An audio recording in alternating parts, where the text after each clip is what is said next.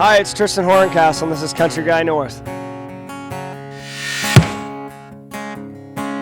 Daddy spent more time out in the shed with a beer in his hand when I was a kid listening to country music on the radio. Tristan, you wrote 5 out of the 8 songs on your album. Yeah. What's the difference for you between playing your own song or recording somebody else's song?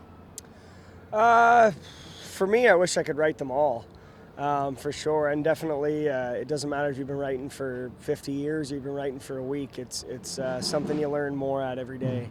But yeah, I got to go to Nashville and we wrote for 2 weeks and wrote 5 of the new 8 songs for the album. And it's definitely more from the heart, singing your own. But I think when you encounter a song, there's a reason for that. The song catches you, and it's been something that's happened to you in life, or you can relate to it, and that's why you take that song and make it yours.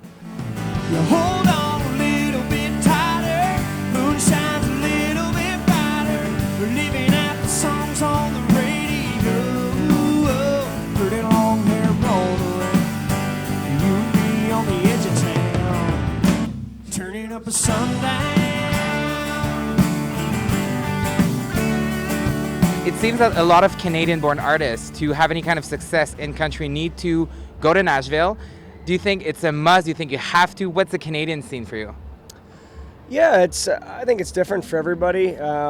Some people think that you shouldn't go to Nashville. Some people think you have to. I think it's really your own call. And my decision was everything's great in Canada too. It's always been part of my dream to go there, and I'm not a formula guy. I like to do things I want to do. I wasn't going nowhere. The boys picked me up and brought me here, and now I'm drinking this beer. Just to have that caliber of players down there in Nashville that wanted to work and do what I was doing, they listened to my tracks and said they were great. They were there not for a paycheck, just to do what I wanted to do on my record, and they loved it. You got me sipping on your beautiful buzz, tripping like I'm falling down drunk, 'cause it feels a whole lot like love.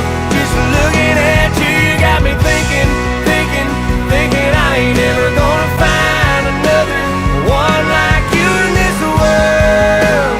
That's why I'm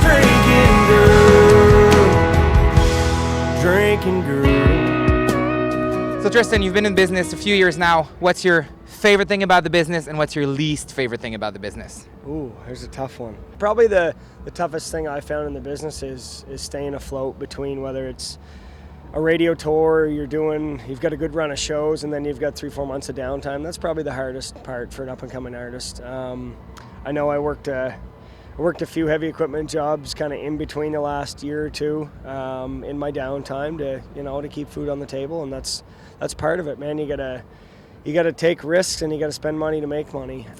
My favorite is probably being welcomed into the Canadian country scene so well by all the amazing Canadian country artists out there.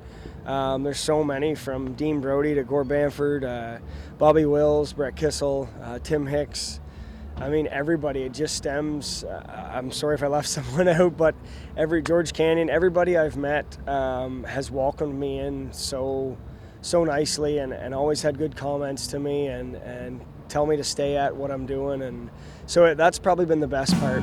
A little bit of all right, it's gonna go down fine. Feeling pretty good as the day unwinds. There ain't no big thing on my mind. Yeah, it's alright, I got a little bit of gas and I'm making ground, and I'll be holding my baby as the song goes down.